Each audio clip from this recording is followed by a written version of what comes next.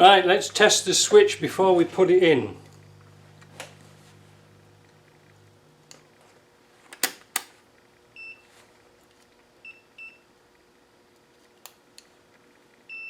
Oh my, it works.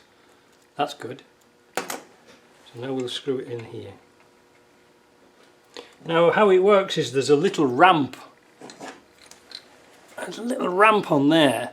So when it goes backwards and forwards, it will engage it. So now that the diff lock is engaged,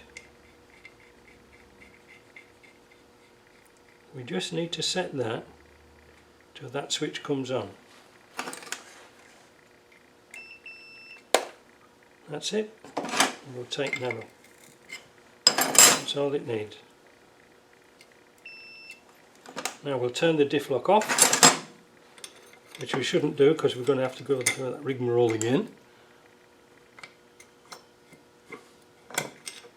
The pin moves away from the switch and it's off. So that's good.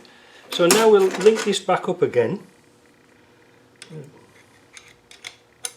Put it into diff lock, and again that damned ring drops off. There we go, clipped in. So that's fine. So we're alright with that. Happy. Now we can put the cover on, clean up this here, put the cover on, and then we can assemble this piece onto the transmission, onto the transfer case.